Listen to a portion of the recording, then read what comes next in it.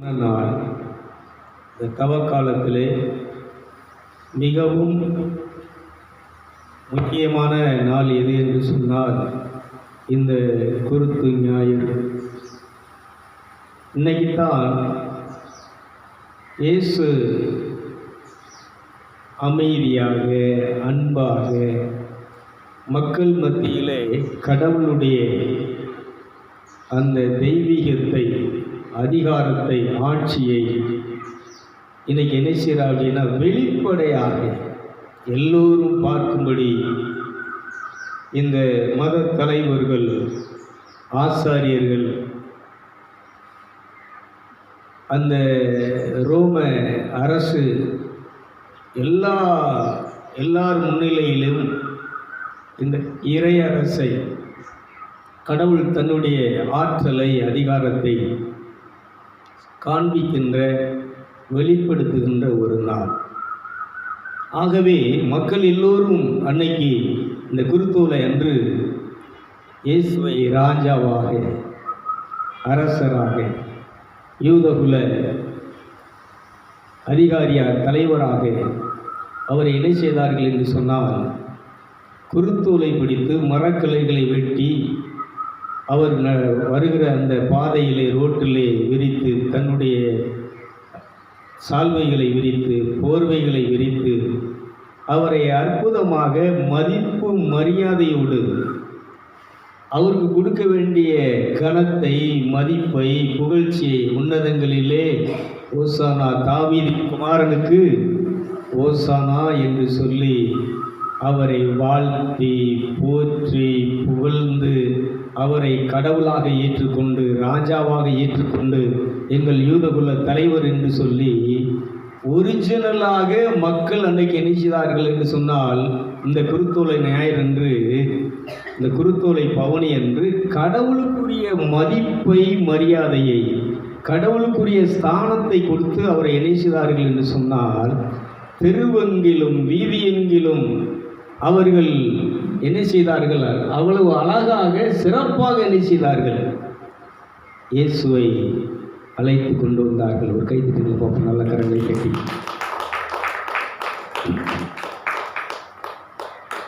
ஆகவே இதுதான் இன்னைக்கு நடக்க வேண்டிய ஒரு வழிபாடு, ஒரு நிகழ்ச்சி.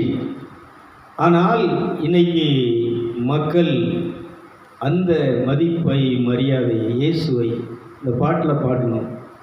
இயேசுவின் பின்னால், இதை மறுபடியும் என்ன செய்வோம்?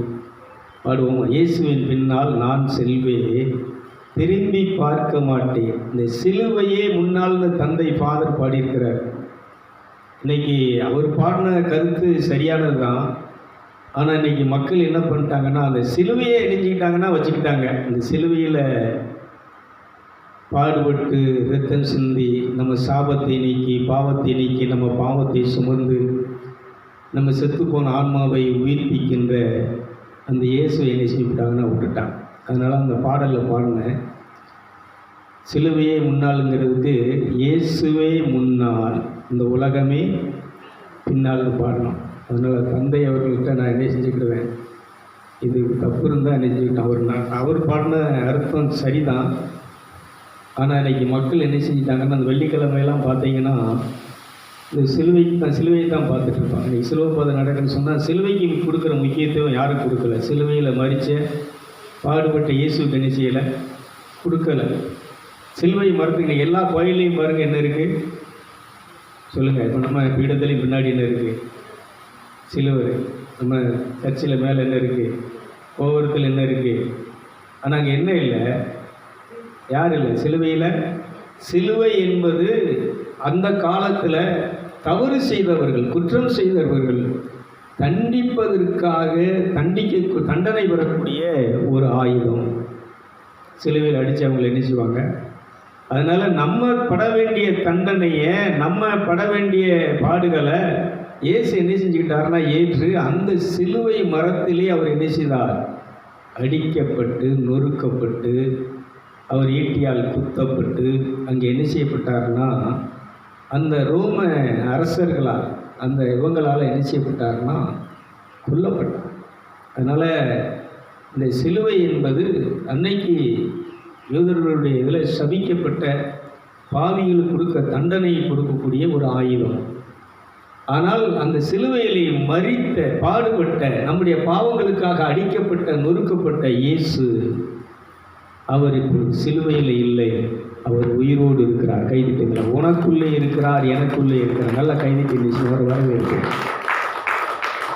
இன்னைக்கு நைட்டில் நான் படுத்திருக்கும்போது ஒரு பெரிய வாகனம், அது இந்த மண்ணுலகத்தில் உள்ள வாகனங்கள்னு சொல்ல முடியாது, கண்டெய்னர் மாதிரி.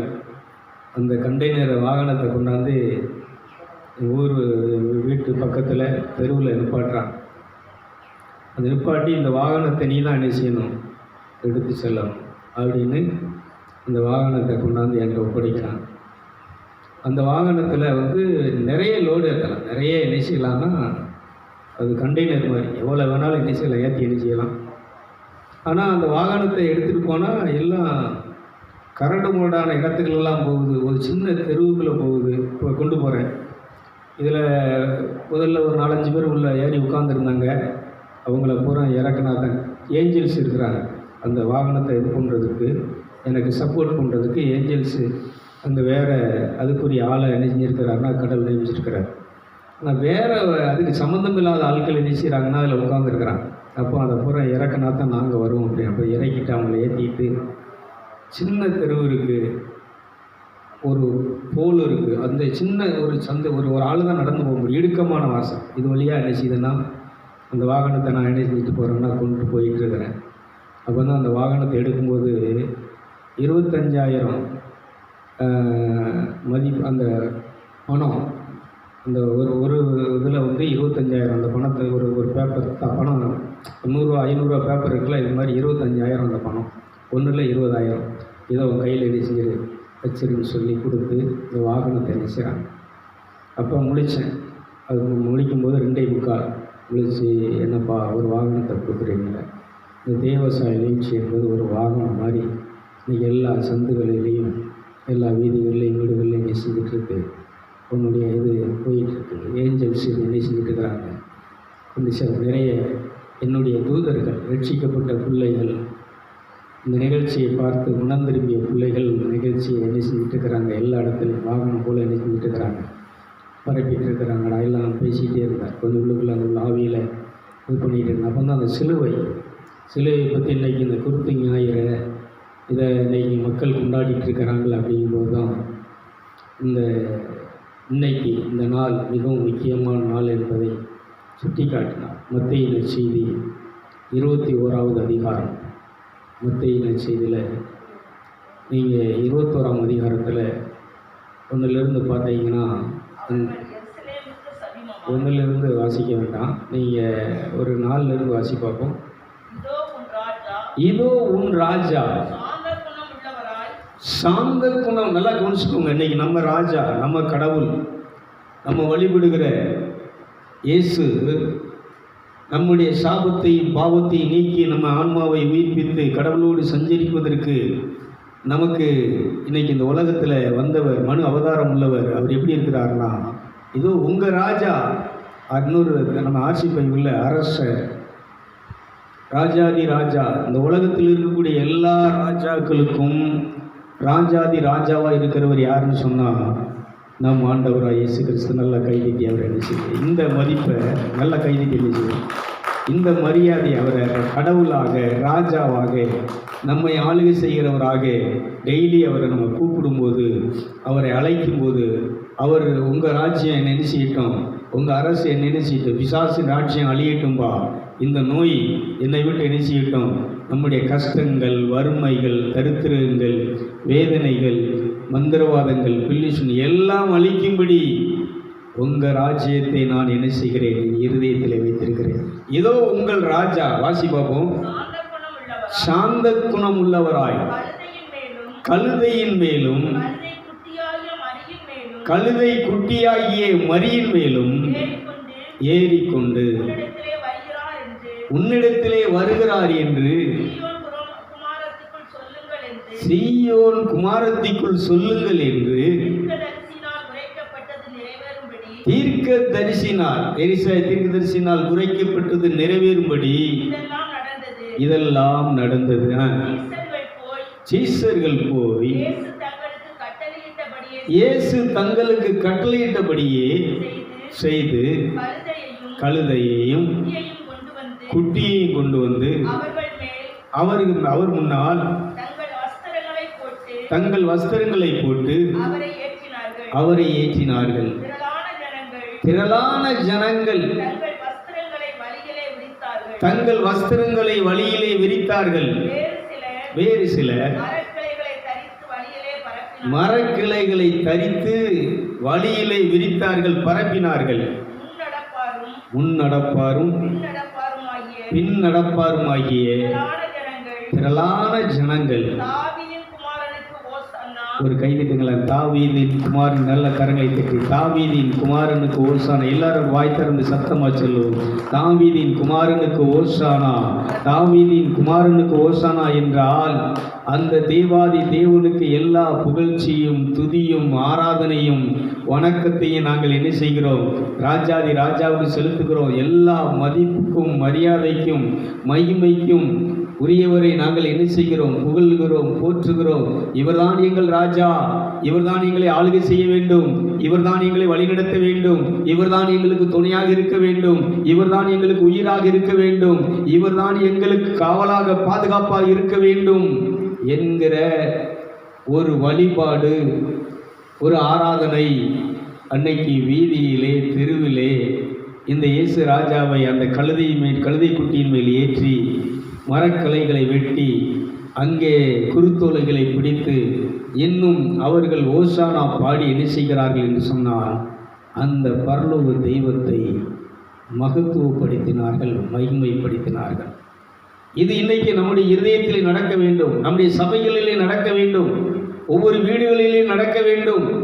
ஒவ்வொரு வீடுகளிலும் இந்த ராணிச்சி ஆராதனை நடத்திட்டு இருக்கும்போது பார்த்தேன், அவங்க அந்த பாடுகளை சொல்லி அந்த வழிபாடுகளை சொல்லி எங்களை உயர்த்த, எங்களை ரட்சிக்க, எங்களை ஆசீர்வதிக்க நீர் பற்றி பாடு. இதை எல்லாரும் வாய் திறந்து என்ன செய்யணும்?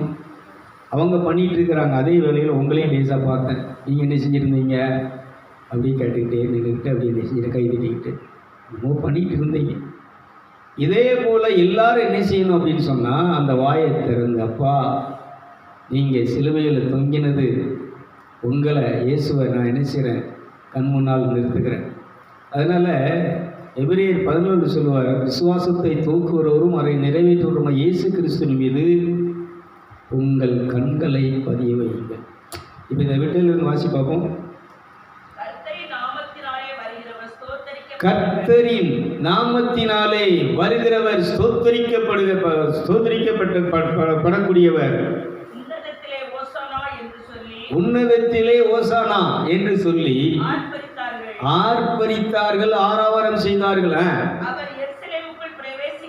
அவர் எருசலேமுக்குள் பிரவேசிக்கையில் நகரத்தார் யாவரும் எல்லாம் கவனிச்சுக்கோங்க. எருசலேமுக்குள்ள வரும்போது அந்த நகரத்தில் உள்ளவங்க, நகரத்தார் எல்லாரும் ஆச்சரியப்பட்டு பிரமித்து போய், இது என்னடா, இது எங்கேயும் நடக்கலையே, யாருக்கு நம்ம நாட்டை ஆளக்கூடிய ஏரோது ராஜா வரும்போது கூட இந்த மாதிரி நிச்சயிலையே ஆர்ப்பரிப்பு ஆரவாரம் நடக்கலையே, இது ரொம்ப வித்தியாசமான ஒரு ஆர்ப்பரிப்பாக ஆரவாரமாக இருக்கிறது என்று சொல்லி ஆச்சரியத்தோடு அதை பார்த்து கொண்டிருந்தார்கள்.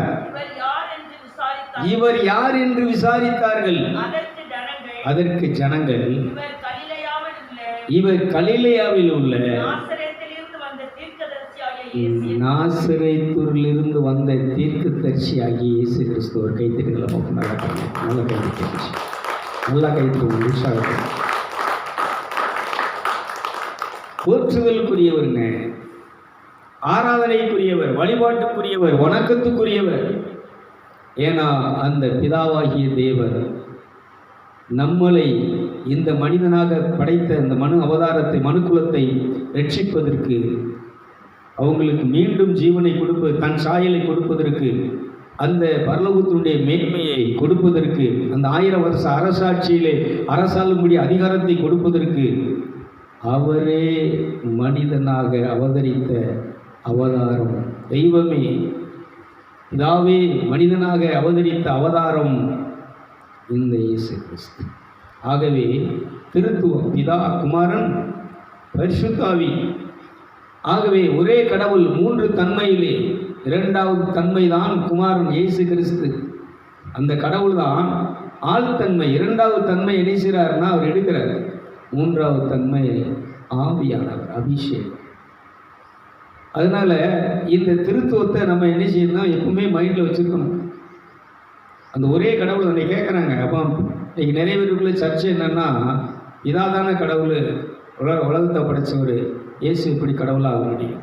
அந்த பிதா தான் 2ஆம் ஆளாகிய கிறிஸ்துவாக மனிதனாக அவதரித்தவர். ஒரு கைதிட்டுங்களை பார்ப்போம், நல்ல கடவுள். ஆகவே தான் இயேசு சொல்கிறார், நான் வேறு பிதா வேறு அல்ல, நானும் பிதாவும் ஒன்றாயிருக்கிறோம். நான் பேசவில்லை, என் பிதா பேசுகிறார். நான் செய்யவில்லை, இதை யார் செஞ்சார்? என் தந்தை பிதாவே இதை செய்தார். அதனால் நிறைய பேருக்குள்ள இந்த மாதிரி கொஞ்சம் குழப்பங்கள் உண்டு. அதனால் இந்த திருத்துவத்தை நீங்கள் அறிஞ்சிங்கன்னா நமக்கு என்ன உண்டுன்னு சொன்னால் அந்த விடுதலை உண்டு, மீட்பு உண்டு. விடுதலை வாசிமா பார்ப்போம். இயேசு தேவாலயத்திலே பிரவேசித்து ஆலயத்திலே விற்கிறவர்கள், வியாபாரிகளை, வியாபாரம் பண்ணுறவங்கள, கொள்ளுகிறவங்களுமாகிய யாவரையும் வெளிப்புறா விற்கிறவங்களை, அங்கே வேற என்னென்ன எல்லாமே இப்போ ஆலயத்தில் பூரா அன்றைக்கி என்ன நடக்குன்னா வியாபாரம் தான் நடக்குது. கோயில்லாம் ஆடு விற்கிறது, கோழி விற்கிறது, புறா விற்கிறது. இன்னைக்கு கோயில்களில் ஏலம் போடுறாங்கல்ல, நம்ம ஆர்சியில் கிடையாது, பெண்டிகாஸ்டில் கூட இருக்காது. சிஎஸ்ஐயில் பார்த்தீங்கன்னா நீங்கள் கொண்டு வரக்கூடிய காணிக்கை எதுவாக இருந்தாலும் சரி, அங்கேயும் உண்டா? ஆர்சியில் நான் என்ன பண்ணேன், ஆமாம் உண்டு. என்ன எல்லா திருவிழா முடிஞ்சவொன்னே ஏலம் போடுறாங்கண்ணே.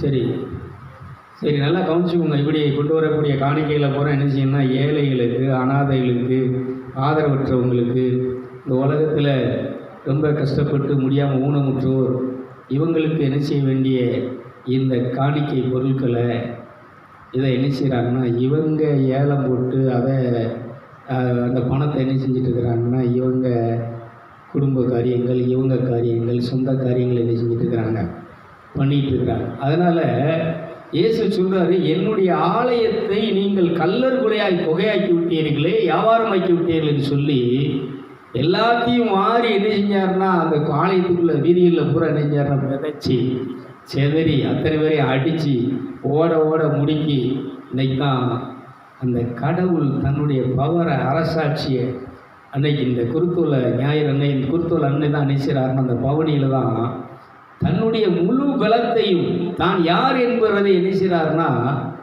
அன்னைக்கு காட்டுறார். அசந்து போனாங்க, எல்லாரும் ஓட ஆரம்பிச்சிட்டாங்க.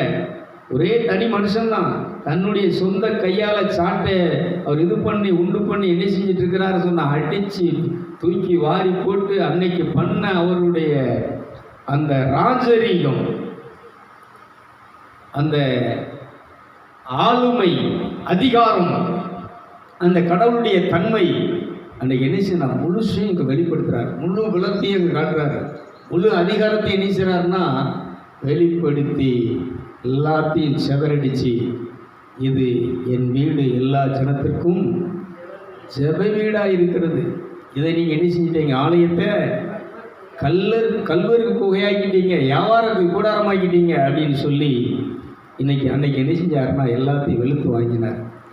ஆனால் பைபிள் என்ன சொல்லுதுன்னா நீங்களே தேவனுடைய ஆலயம். அல்லே சொல்லுங்கள். மனுஷன் கையினால் கட்டப்பட்ட ஆலயத்தில் என்ன செய்வதில்லை கடவுள். அவர் கையினால் கட்டப்பட்ட ஆலயம் நம்முடைய சரீரம். ஆனால் இன்றைக்கி ஏசுனார் இருந்தாருன்னு நம்ம சரீரத்தை நம்ம கல்லறை இதை இன்றைக்கி என்ன செஞ்சிட்டோம், உலக காரியங்களுக்கு, உலக பொருட்களுக்கு என்ன செஞ்சிட்டோம்னா கையடிச்சிட்டோம். பணம் சம்பாதிக்கிறதுக்கு அன்னைக்கு எப்படி அந்த ஆலயத்தை பயன்படுத்தினாங்களோ அதுபோல் உலக காரியங்களுக்காக, அனித்தியமான காரியங்களுக்காக, அழிஞ்சு போகிற காரியங்களுக்காக இந்த சரீரமாகிய ஆலயத்தை மனுஷன் என்ன செஞ்சிட்ருக்கிறான்னா பயன்படுத்திகிட்டு இருக்கிறான். ஆனால் இந்த ஆலயத்தை கடவுளுக்கு ஒப்பு கொடுத்து டெய்லி இந்த வழிநடத்தலில் பார்த்தேன், இந்த எங்கள் கண்ணை ஒப்பு கொடுக்குறோம்பா, எங்கள் கண்ணை அபிஷேகிங்க, எங்கள் காதுகளை அபிஷேகிங்க, எங்கள் இருதயத்தை அபிஷேகிங்க, நாங்கள் உங்களை பார்க்கும்படி, உங்களை தரிசிக்கும்படி உங்கள் வார்த்தையை நாங்கள் கேட்கும்படி, உங்கள் குரலை கேட்கும்படி எங்களை ஆளுகை செய்யுங்க, எங்களை அபிஷேகித்து வழி நடத்துங்க. இப்படி இந்த உடலை என்ன செய்யணும்னா தேவனுடைய ஆலயமாக டெய்லி நம்ம என்ன செய்யணும்னா அவருக்கு முன்னால் காலையில் எழும்பி தலை வணங்கி தொழுது இந்த உடலாகிய ஆலயத்தில் நீங்கள் தங்கி இந்த நாள் நீங்கள் தந்த நாள், இந்த நாளை நீங்கள் நேசிங்க, வழி நடத்துங்க. இந்த நாளுக்கு தேவையான ஆகாரத்தை, சக்தி எனக்கு தாங்க, ஆற்றலை எனக்கு தாங்கன்னு சொல்லி நம்ம என்ன செய்யணும்னா அந்த இறைவனுக்கு கையளிக்க. இது ஆலயமாக நாம் என்ன செய்யணும்னா டெய்லி பார்க்கணும். இதில் தேவ மகிமை இருக்கிறது, பிரசன்னம் இருக்கிறது. இது எல்லாமே அவர் சாட்சி சொல்லி இதுக்கு முன்னாடி என் பாட்டில் செலவு பண்ணிவிட்டு தோத்திரம் ஆண்டவரே இந்த உணவை ஆசீர்வதிக்கிறேன்னு சொல்லிட்டு சாப்பிட்டேன், காப்பியெல்லாம் குடித்தேன், ஒன்றும் மாறலை. ஆனால் வெறுமனை ஜெபம் பண்ணதை விட நான் பிரசன்னத்தில் அமர்ந்திருந்து அதை ஒப்பு கொடுத்து அந்த பிரசன்னம் இறங்கும்படி ஆவியானவர் செயலாற்றும்படி நான் காத்திருக்கும்போது அவர் இறங்கி அந்த அபிஷேகம் நான் உண்கிற டீ காப்பியை ஆசீர்வதித்த பொழுது காப்பி குடித்தா எனக்கு வாந்தி எடுக்கும், குமட்டும். எதுவுமே இல்லாமல் இப்பொழுது காப்பி குடிப்பதற்கு எனக்கு எப்படி இருக்கிறது? ஆசையாக, நல்ல திருப்தியாக, சந்தோஷமாக இருக்கிறது என்று சொன்னார்கள்.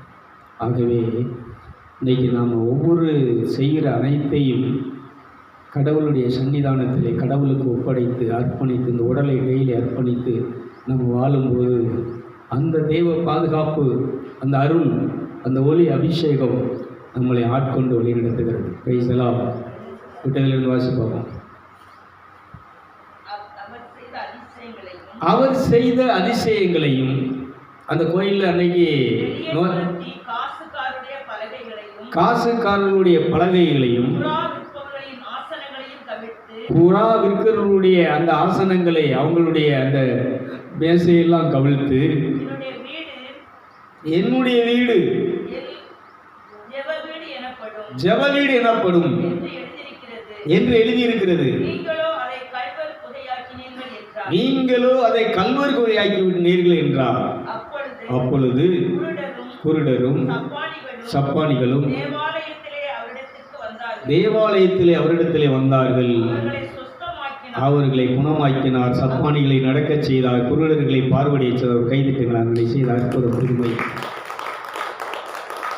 இயேசு இன்னைக்கு நம்ம அந்த சரீரமாகிய ஆலயத்தில் அவர் வாசம் பண்ணுவார்னா, செயல்படுவார்னா, முதல்ல நம்மளுடைய கஷ்டங்களை, குறைகளை, நம்முடைய ஆதிகளை எல்லாத்தையும் நிவர்த்தி செய்து நீக்கி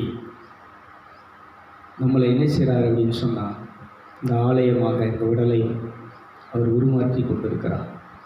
இயேசு எப்படி ஒரு உருமாற்றம் அடைந்து கடவுளோடு சஞ்சரித்தாரோ, உறவாடினாரோ, இதுபோல் யாரெல்லாம் இந்த உடலை கடவுளுடைய ஆலயமாக கொடுத்து இந்த உலகத்துக்கு இடம் கொடுக்காது, செல்வத்திற்கு, பணத்திற்கு, சிற்றின்பத்திற்கு, உலக காரியங்களுக்கு, உலக ஆசைகளுக்கு இடம் கொடுக்காது அந்த தேவனுக்கு, ராஜாதி ராஜாவுக்கு, இந்த சரீரமாகிய ஆலயத்திலே வாசம் பண்ணுகிறவருக்கு நாம் இடம் கொடுக்கும்போது நாம் இந்த உலகத்திலே உயிருள்ள புனிதர்களாக வாழ்ந்து கொண்டிருக்கிறோம். கைதிக்க விஷயம் கடமை பற்றி